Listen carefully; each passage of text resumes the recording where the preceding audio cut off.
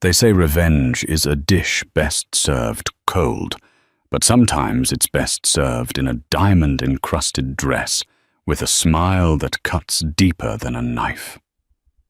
Vesper gave everything to Grant, her youth, her ideas, her dignity, only to be thrown out like yesterday's trash for a younger, flashier model. He thought he broke her. He thought she would fade into the shadows. He was wrong. 5 years later, she walked right past him at the most exclusive gala in New York, and the best part, he didn't even recognize the woman he destroyed. But he was about to find out exactly who she was, and it was going to cost him everything. Stay tuned, because this karmic justice is going to leave you breathless. The rain in Seattle didn't just fall. It felt like it was trying to erase the city.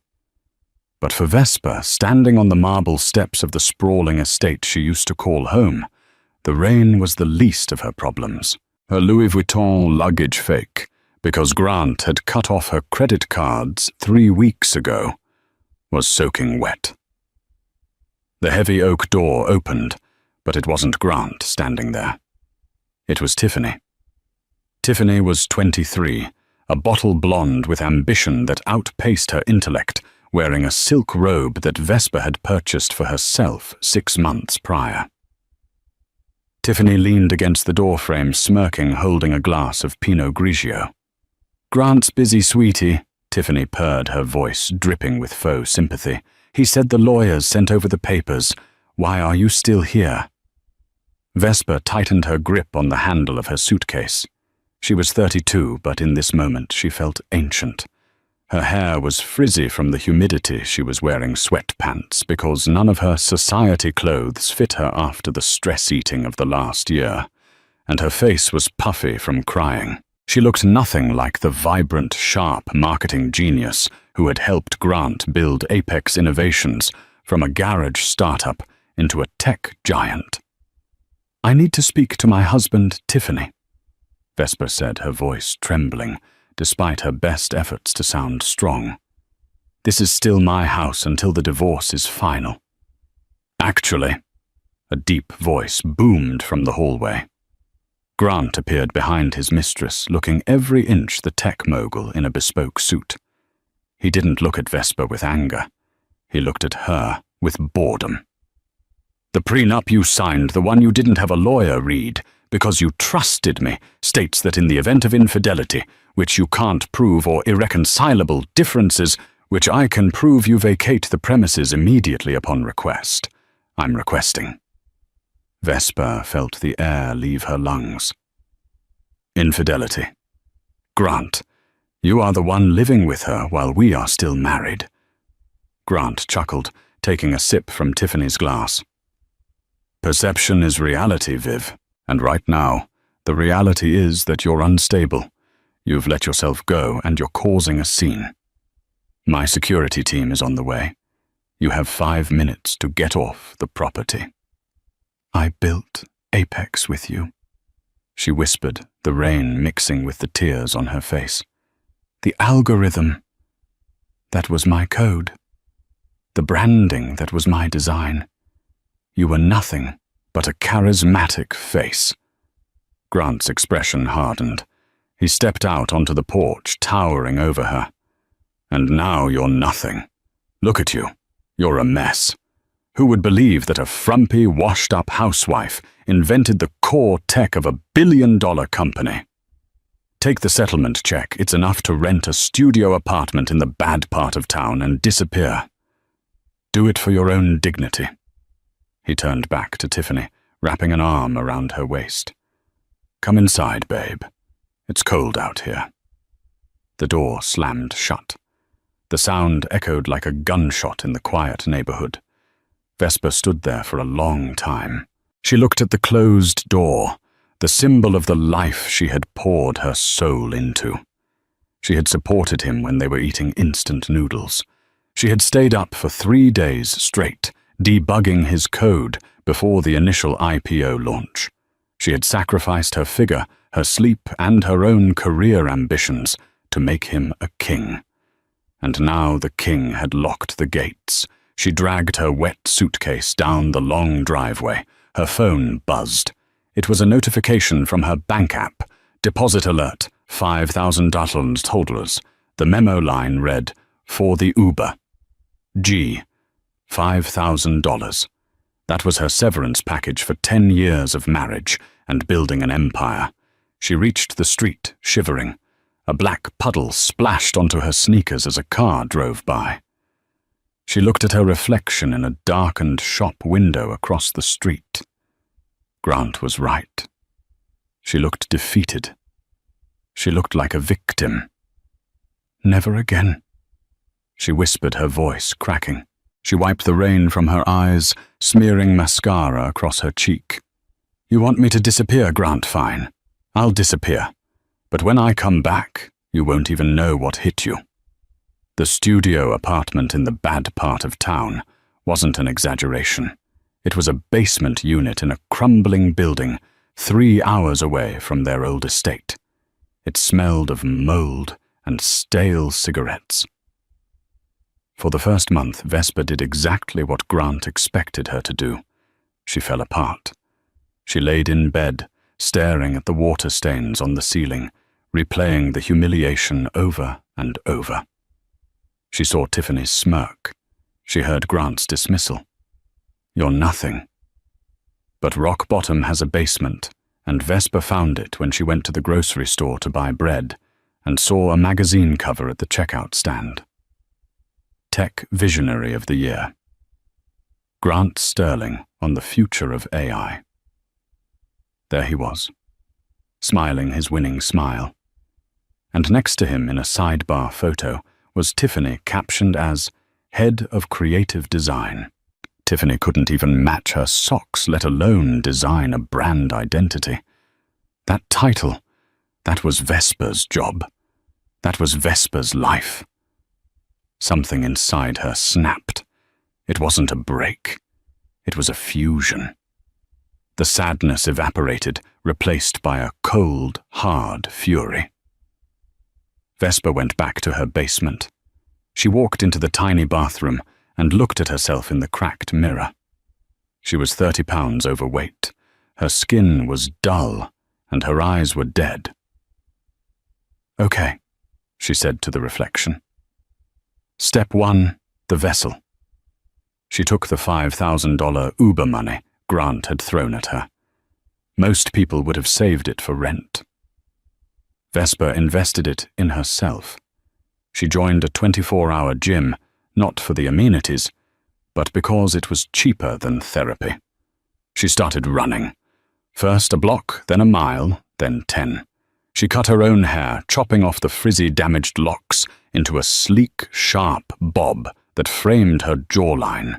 She dyed it a deep raven black, far from the mousy brown Grant had always insisted she keep, because it looked homely. But the physical change was just the armor. The real weapon was her mind. Vesper knew the tech industry. She knew Grant's code better than he did, because she had written the patches for it. She knew Apex Innovations had a flaw. It relied heavily on user data aggregation, a model that was becoming legally precarious with new privacy laws. She needed to build something that would make Apex obsolete. She spent her nights coding on a refurbished laptop she bought at a pawn shop. She survived on eggs and spinach. She didn't date. She didn't socialize. She became a ghost. 6 months later, Vesper was unrecognizable. She had dropped the weight not because she wanted to be skinny for a man, but because she wanted to be fast. Her body was lean muscle. Her skin glowed from hydration and sheer determination. But she needed capital. Her code, a decentralized privacy-first AI protocol she named Nemesis, was brilliant, but without funding it was just lines on a screen. She changed her name. Vesper Sterling was dead. She went back to her grandmother's maiden name. She was now Vesper Vance. She began attending tech mixers, but not as the wife of a CEO. She went as a ghost consultant. She wore thrifted suits. She tailored herself to look like Armani. She wore a mask of absolute confidence. It was at a venture capital mixer in San Francisco, where she met Preston Cole. Preston was old money. Real money. The kind of money that didn't need to shout. He was in his 40s, silver-haired with eyes that saw everything. He was the head of Cole Global Ventures. Grant had been trying to get a meeting with Preston for 5 years and had failed every time. Vesper spotted him in the corner of the room, looking bored while a young tech bro pitched him a crypto scam. She waited for her moment. When the tech bro left, Vesper walked up. She didn't offer a hand. She didn't smile. "Your portfolio is heavy on consumer data," she said, her voice low and smooth. "When the new privacy legislation passes in the EU next month, you're going to lose 15% of your valuation overnight." Preston looked up, intrigued. "And who are you?" "An analyst." "I'm the person who can save that 15%, Vesper said, sliding a thumb drive across the table. "This is Nemesis. It solves the privacy bottleneck. It doesn't scrape data. It synthesizes it. It's the jagged pill that Apex Innovations can't swallow." Preston picked up the drive. He looked at her, really looked at her. He saw the sharp suit, the raven hair, the eyes that burned with intelligence and something darker. "Apex is the market leader," Preston noted. "Grant Sterling is a shark." "Grant Sterling is a thief who thinks he's a genius," Vesper corrected calmly. "And sharks suffocate if they stop moving. I've built a net." Preston smiled, a genuine, rare smile. "Meet me tomorrow, 8:00 a.m. Don't be late, Miss Vance," she said. "Vesper Vance." That meeting changed everything. Preston didn't just invest. He became a partner. He recognized genius when he saw it. Over the next 3 years, working in stealth mode, they built Nemesis into a juggernaut. They operated in the shadows. No press releases, no public photos of the CEO, just pure, unadulterated market disruption. Vesper had money now. Serious money. She moved into a penthouse overlooking the bay, one that looked down on the hills where Grant lived. She bought a wardrobe that cost more than Grant's car. She hired a team of stylists, not to make her look beautiful, but to make her look formidable. Then came the invitation. It was the Global Tech Gala in New York. The Oscars of the tech world. Grant Sterling was the keynote speaker. He was rumored to be unveiling Apex's new acquisition strategy. Preston walked into Vesper's office, holding the gold-embossed invitation. "We're invited," Preston said. "As Nemesis Systems. It's time to come out of stealth mode, Viv. Are you ready?" Vesper turned her chair around. She was wearing a blood-red dress that fit like a second skin. Her makeup was flawless. She looked nothing like the crying woman in the rain. She looked like a queen waiting for an execution. "Is Grant going to be there?" she asked. "He's the guest of honor," Preston replied, "and rumor has it he's bringing his fiancée." Vesper smiled. It was a terrifying expression. "Good," she said. "I'd hate to ruin his night without an audience." The grand ballroom of the Plaza Hotel was a sea of black ties, designer gowns, and superficial laughter. This was the ecosystem where Grant thrived. He stood near the champagne fountain, one hand in his pocket, the other holding a crystal flute. He looked distinguished, successful, and utterly bored. Clinging to his arm was Tiffany. She was wearing a neon pink dress that was far too loud for the occasion, covered in sequins that caught the light aggressively. She was scrolling through Instagram on her phone, ignoring the billionaires around her. "Put the phone away," Grant hissed, smiling through his teeth at a passing investor. "You're representing Apex. Try to look like you understand what's happening." Tiffany rolled her eyes, snapping her gum. "Chill, Grant. I'm posting a story. My followers need to see the fit. Besides, this is boring. When can we leave?" Grant sighed, taking a heavy swig of champagne. He missed the days when he had a partner who could work a room. Vesper used to charm investors with witty banter and deep industry knowledge. She would have known exactly who to talk to and who to avoid. Tiffany, on the other hand, thought networking meant tagging people in photos. Suddenly the room went quiet. It wasn't a gradual silence. It was a hush that swept across the crowd like a wave. Grant turned toward the grand staircase. The photographers at the entrance had stopped shouting and started clicking frantically. At the top of the stairs stood a woman who looked like she had been carved out of moonlight and danger. She wore the blood-red gown. Vesper had chosen a structured architectural masterpiece that hugged her curves and trailed behind her like a royal train. Her raven hair was slicked back, revealing a face of striking angular beauty. Her lips were painted a deep crimson. On her arm was Preston Cole, the most elusive venture capitalist in the valley. "Who is that?" Tiffany asked, looking up from her phone, her jealousy instant and palpable. "That," Grant said, his eyes fixed on the woman, "is Preston Cole. But I don't know who the woman is." He felt a stir in his chest he hadn't felt in years. She was magnificent. She radiated power. She walked down the stairs with a slow, predatory grace, looking directly ahead, acknowledging no one. Grant straightened his tie. "Stay here," he told Tiffany. "What? No, I'm coming with you." Tiffany whined, grabbing his arm. "Fine. Just don't speak," Grant muttered. He maneuvered them through the crowd, determined to intercept Preston and his mystery companion.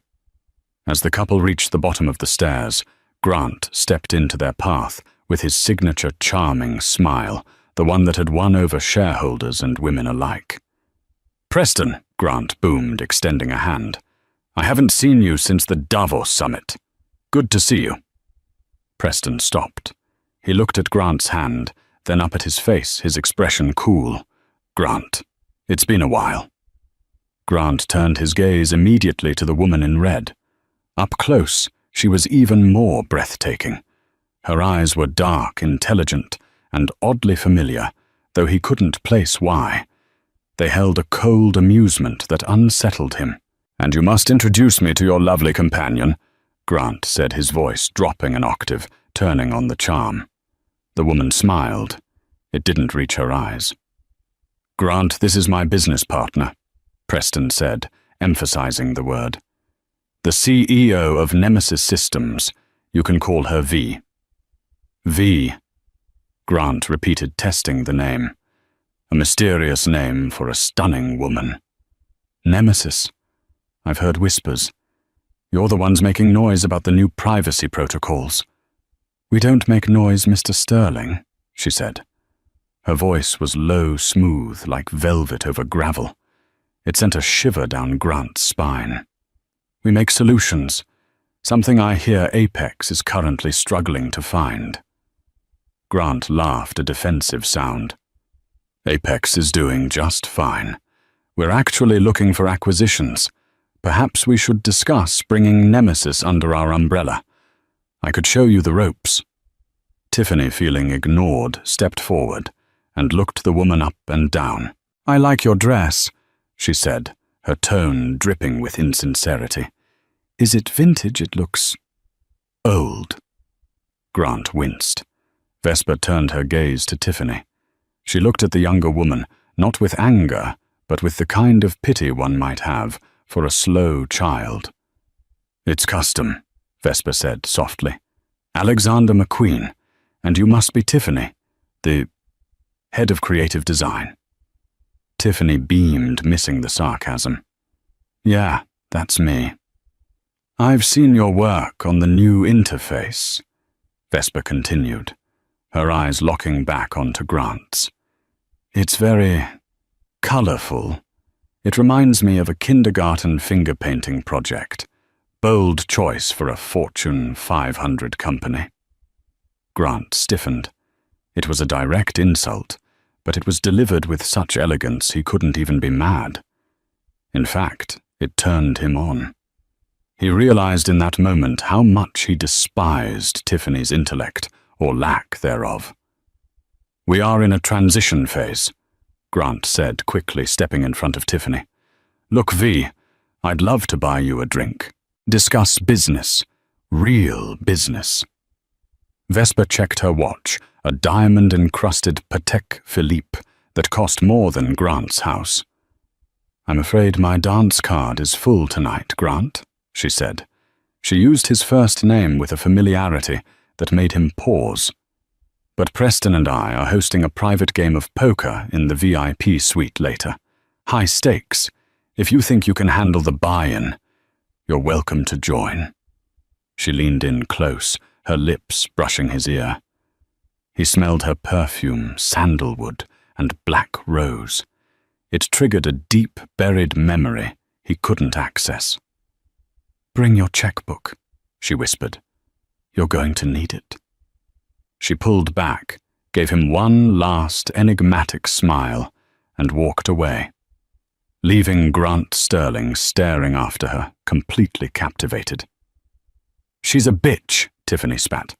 "She's brilliant," Grant murmured. "And I'm going to have her." The VIP suite was dimly lit, smelling of expensive cigars and leather.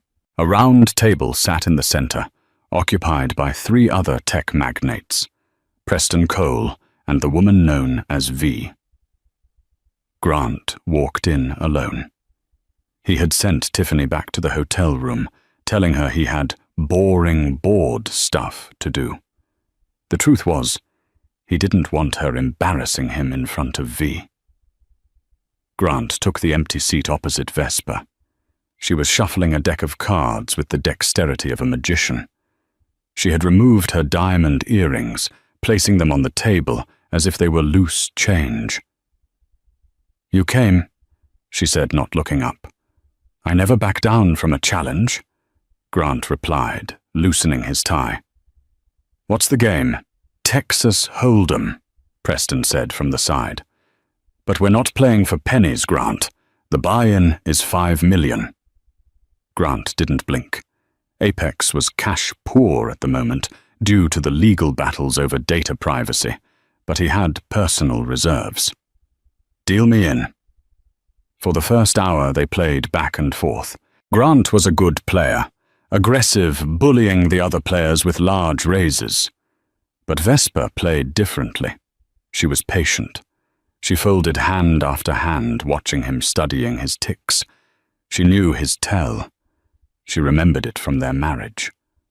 When Grant was bluffing, he would unconsciously tap his ring finger against the table. When he had a strong hand, he would become perfectly still. He had no idea she was reading him like a children's book. By midnight, the other players had folded out, leaving only Grant and Vesper. A mountain of chips sat in the center. "So," Grant said, leaning back, "let's cut the cards and talk shop. Nemesis, I want it. I'm willing to offer you a buyout. 50 million. Vesper laughed softly. 50 million. Grant, my algorithm is the only thing that can save your platform from being banned in the European Union next month. You know it, and I know it. Your stock is down 20% this quarter. You're bleeding." Grant's smile faltered. "We have contingencies." "You have nothing," she countered sharply. "Your head of creative is designing logos in Paint, and your dev team is jumping ship because you fired your lead architect 5 years ago. What was her name?" "The wife." Grant froze. "How do you know about that?" "People talk," Vesper said smoothly. "They say she was the brains, and when you got rid of her, The innovation stopped. "She was a drag," Grant snapped, his voice rising. "She didn't have the vision. I built Apex. Me." "Then prove it," Vesper challenged. She pushed all her chips into the center. "All in." Grant looked at his hand. He had a full house kings over tens. It was a monster hand. He looked at Vesper. She was perfectly still. She has nothing, he thought. She's trying to bully me. "I call," Grant said, pushing his chips forward. "But I'm short 10 million on the pot." "I don't take IOUs," Vesper said coldly. "But I will take collateral." "What do you want?" "If I win," Vesper said, her eyes locking onto his. "I want your controlling shares in Apex Innovations. All of them." The room went silent. Preston stopped drinking his scotch. "Are you insane?" Grant laughed nervously. "That's my company. That's billions." "The company is currently under investigation by the SEC and facing a ban in Europe," Vesper reminded him. "It's a sinking ship. If you win, you get Nemesis, the patch that saves the ship, and my pot of 50 million cash. If you lose, I take the helm." Grant looked at his cards again. Full house. The only thing that could beat him was 4 of a kind or a straight flush. The odds of her having that were astronomical. She was bluffing. She had to be. He looked at her face. She was beautiful, arrogant, and looking at him with a challenge that ignited his ego. He couldn't let a woman beat him. Not now. Not ever. "Fine," Grant snarled. "We write it up now on a napkin. Controlling shares against Nemesis." They scribbled the contract. Preston signed as a witness. The tension in the room was thick enough to choke on. "Show them," Grant demanded, flipping his cards over triumphantly. "Kings full of tens. Read 'em and weep, sweetheart." Vesper didn't flinch. She reached out with a manicured hand and slowly flipped her cards. The 4 of diamonds. The 5 of diamonds. The 6 of diamonds. The 7 of diamonds. The 8 of diamonds. A straight flush. Grant stared at the cards. The blood drained from his face so fast he looked like a corpse. His mouth opened, but no sound came out. "Unlucky," Vesper whispered. She stood up, towering over him as he slumped in his chair. "The lawyers will be in touch tomorrow to transfer the assets," she said, picking up her clutch. You cheated," Grant stammered, his hands shaking. "Who are you?" "Who are you?" Vesper walked to the door, then stopped. She turned back, the shadows of the room hiding her eyes. "You really don't recognize me, do you, Grant?" she asked, her voice dropping the sultry affectation and returning to the natural, clear tone she had used 10 years ago in their kitchen. Grant squinted. The voice, the way she stood. "It's amazing what a little dye and a lot of money can do," she said. "But the code, you should have recognized the code in Nemesis. It's based on the kernel I wrote for you on our honeymoon." Grant's eyes went wide. Horror, pure and absolute, washed over him. "Vesper," he choked out. She smiled, and this time it was a smile of pure, terrifying victory. "Hello, husband. I believe you're sitting in my chair." The morning sun hit the glass facade of Apex Innovations like a spotlight, but inside the boardroom on the 50th floor, the mood was darker than a tomb. Grant sat at the head of the long mahogany table, his head in his hands. He hadn't slept. He was still wearing his tuxedo from the night before, the bow tie undone and hanging loosely around his neck like a noose. Across from him sat Vesper. She looked fresh, revitalized, wearing a sharp white power suit that made her look like an avenging angel. Next to her was Preston Cole, and a phalanx of corporate lawyers. "This is ridiculous," Grant muttered, his voice raspy. "It was a poker game, a friendly wager. You can't enforce a napkin contract in a court of law. No judge will uphold the transfer of a billion-dollar corporation based on a hand of cards." Preston Cole slid a tablet across the table. On the screen was a video recording. "Nevada law is very specific about gambling debts, Grant," Preston said calmly. "And since the game was hosted in a private suite, registered to a Nevada LLC, and we have video evidence of you explicitly agreeing to the terms while sober, we checked your blood alcohol level via the breathalyzer you insisted on using to prove you were sharp. It is entirely binding. Furthermore, you put up your personal controlling shares as collateral. Those shares are now the property of Ms. Vance." Grant looked at the video. He saw himself arrogant and sneering, saying, "I put up my controlling shares against Nemesis." He felt sick. "I can fight this," Grant threatened, standing up, though his legs were shaky. "I'll tie this up in litigation for decades. I'll burn the company to the ground before I let you have it." Vesper finally spoke. She didn't raise her voice. She didn't need to. "You don't have decades, Grant. You don't even have hours." She tapped a folder in front of her. "While you were hyperventilating in the bathroom, I had my team audit the Apex servers. We found the creative accounting you've been using to hide the losses from the failed VR project. We found the offshore accounts where you've been siphoning shareholder dividends to pay for Tiffany's shopping sprees." Grant froze. His face went grey. That's not true," he whispered. "It is," Vesper continued. "And I have two options. Option A, I release this file to the SEC and the FBI. You go to federal prison for embezzlement and fraud for 20 years. Option B, you sign the transfer papers, resign effectively immediately for health reasons, and walk away. You stay out of prison, but you leave with nothing but the clothes on your back." The silence in the room was deafening. Grant looked at the lawyers. They looked away. He looked at Preston. Preston looked bored. He looked at Vesper. She looked unstoppable. He realized then that he had never really known her. He thought she was weak because she was kind. He didn't realize that kindness was a choice, and she had simply made a different choice today. With a trembling hand, Grant picked up the pen. He signed the papers.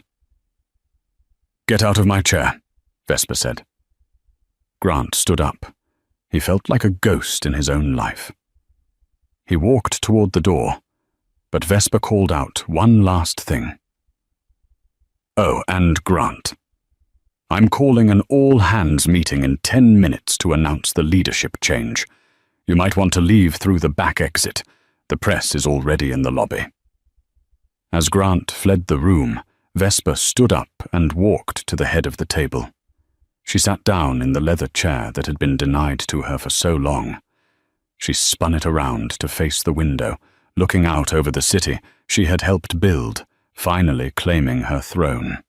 Down in the creative department, Tiffany was sitting on her desk, applying lip gloss, waiting for Grant to arrive so they could go to brunch. She hadn't heard from him all night and was annoyed. Suddenly the intercom buzzed. "Attention all Apex staff. Please gather in the main atrium for an emergency announcement from the new CEO." "New CEO?" Tiffany frowned. "What is Grant talking about?" She sashayed down to the atrium, pushing her way to the front. The room was packed with hundreds of whispering employees. Then the elevator doors opened. Grant didn't step out. Vesper did. A gasp went through the crowd. The older employees, the engineers and coders who had been there since the garage days, recognized her instantly. Is that Vesper?" someone whispered. "My God, she looks incredible." Vesper stepped up to the microphone. "Good morning," she said, her voice projecting strength and calm. For those who don't know me, my name is Vesper Vance. I am the co-founder of the technology that powers this company. For a long time, I was silent. But as of this morning, I am the majority shareholder and CEO of Apex Innovations. The crowd erupted into murmurs. Tiffany stood frozen, her mouth open. We are making some immediate changes, Vesper announced, her eyes scanning the crowd until they landed on Tiffany. We are returning to a meritocracy. We are cutting the dead weight. She pointed directly at Tiffany. Security, please escort Ms. Tiffany out of the building. Her position as head of creative design is terminated effective immediately due to lack of qualification. The entire room turned to look at Tiffany. Her face flushed a deep, humiliating red. You can't do this, Tiffany shrieked. My boyfriend owns this company. Your boyfriend, Vesper said into the mic, her voice echoing through the hall, just signed it over to his ex-wife to stay out of jail. Goodbye, Tiffany. Two large security guards, one of whom Vesper recognized as Big Mike, a man she used to bring homemade cookies to, stepped forward. I'm sorry, miss, Mike said, not looking sorry at all. You have to go. As Tiffany was dragged out, screaming and kicking, the room erupted into applause. It started with the engineers, then the marketing team, and soon the entire building was cheering. They weren't just cheering for the new boss. They were cheering for justice. Vesper watched them go, a small, satisfied smile playing on her lips. But she wasn't done yet. Grant was still out there, and he still had the house. Grant drove his Porsche like a maniac, swerving through traffic to get to the estate. His hands were gripping the steering wheel so hard, his knuckles were white. He had lost the company. He had lost his reputation. But he still had the mansion.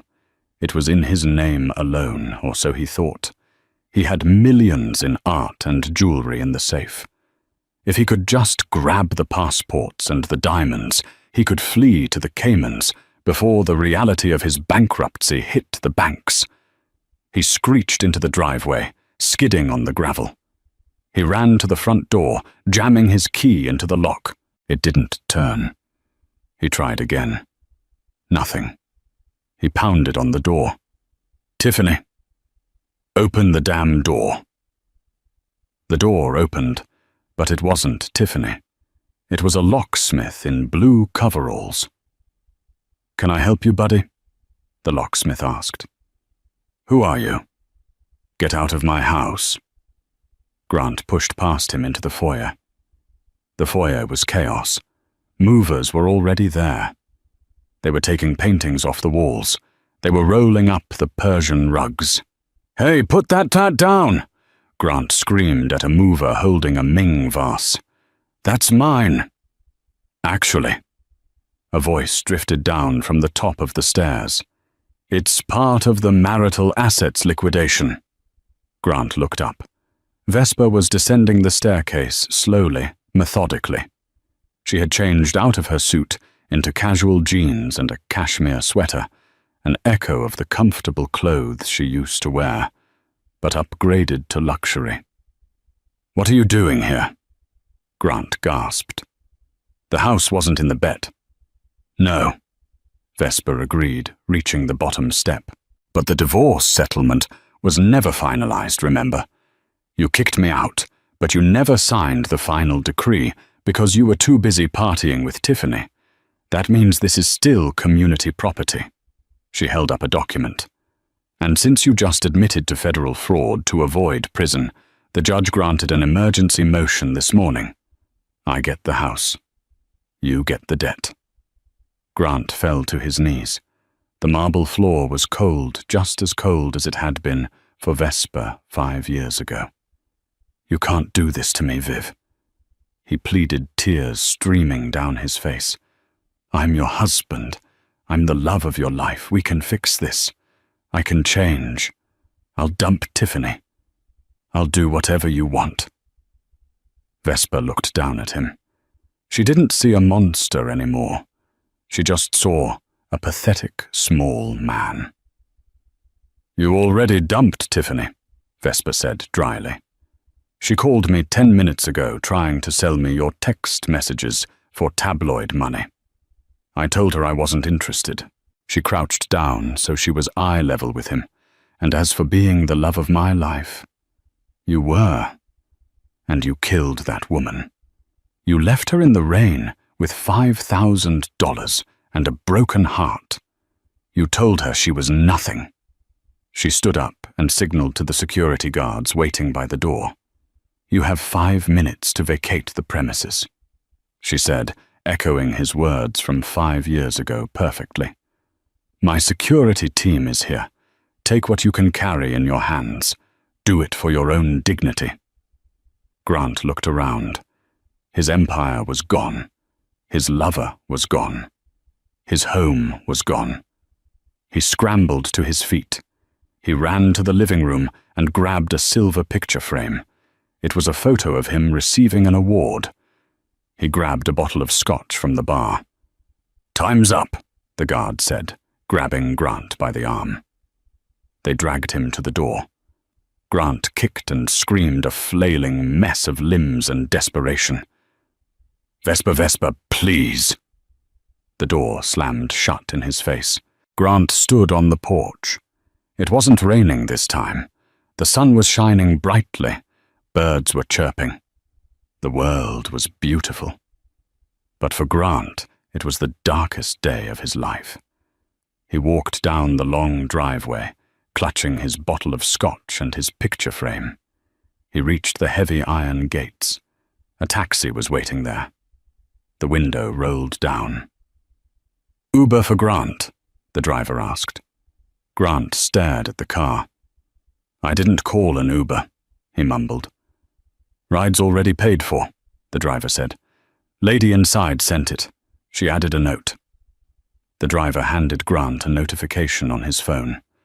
The note read, "For the ride to the bottom. V." Grant looked back at the house one last time. He saw a silhouette in the window watching him. He got into the taxi. "Where to?" the driver asked. Grant realized he had nowhere to go. No friends, no family he hadn't alienated, no money. "Just drive," Grant whispered. "Drive away from here." Inside the house, Vesper watched the car disappear around the bend. She didn't feel the rush of joy she expected. She felt a deep, profound sense of peace. The balance had been restored. The debt was paid. She turned away from the window and looked at the empty foyer. It was a blank canvas. "Okay," she said to the empty room. "Time to redecorate." 1 year had passed since the night of the gala, but for Vesper, it felt as though an entire lifetime had elapsed between that evening and the present morning. The towering glass structure in downtown Seattle, once the monolithic shrine to Grant's ego, known as Apex Innovations, had undergone a complete metamorphosis. The cold, sterile chrome and aggressive red branding were gone.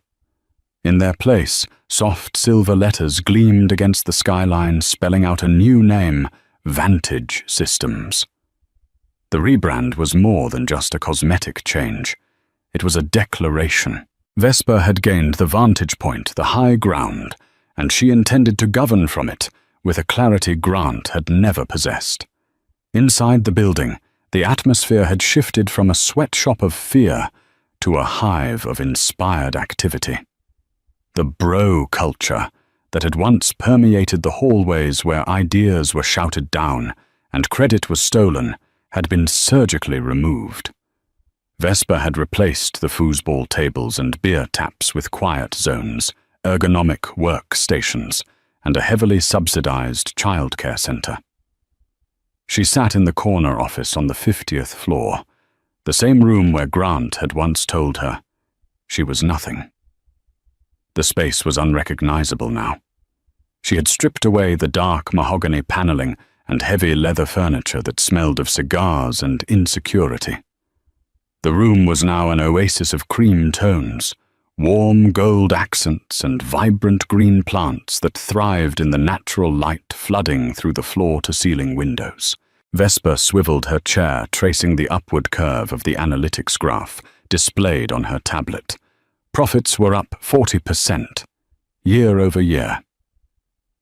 The European market had not only accepted the Nemesis protocol, but had adopted it as the new gold standard for data privacy.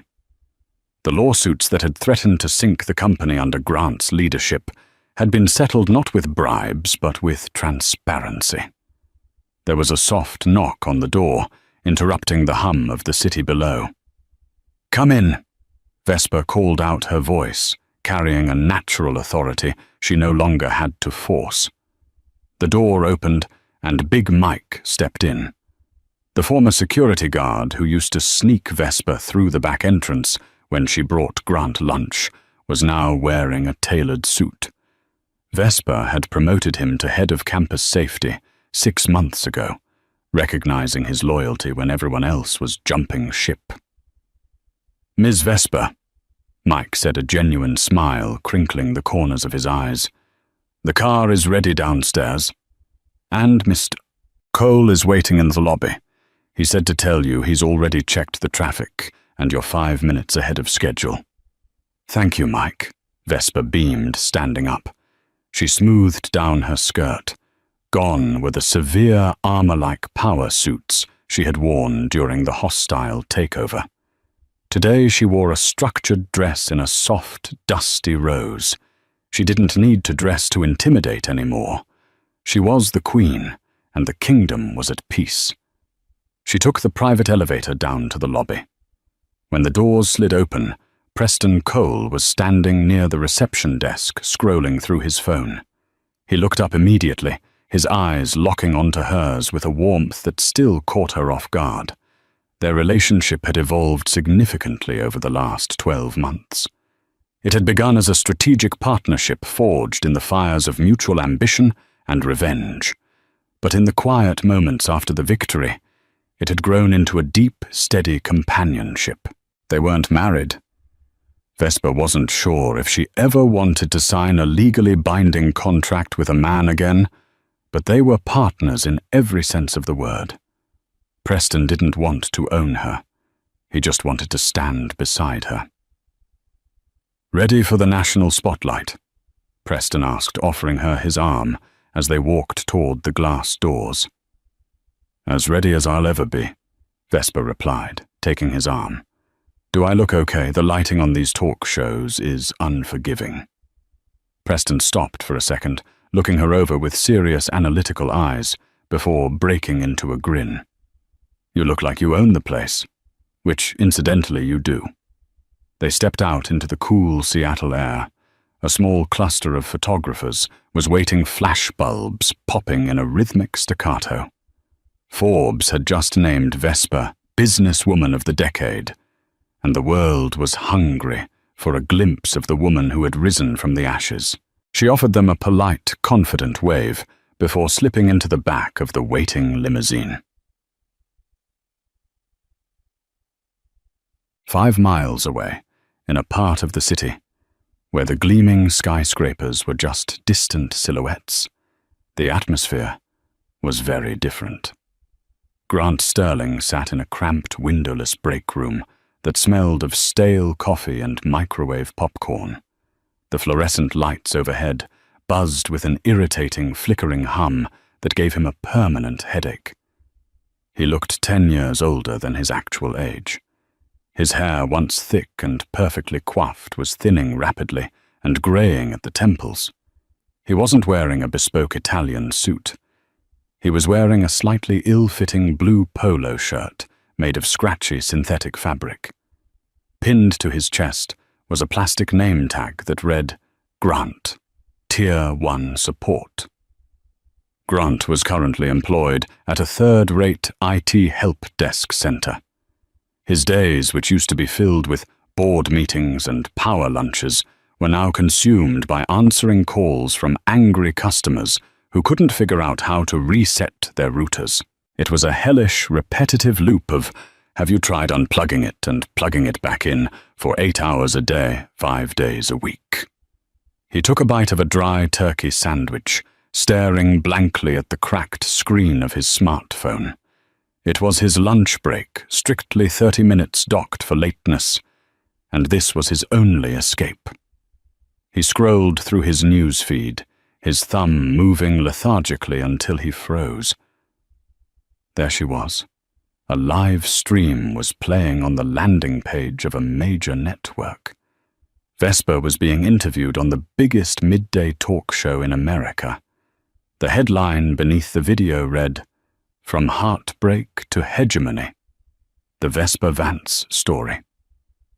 Grant couldn't look away. She looked radiant.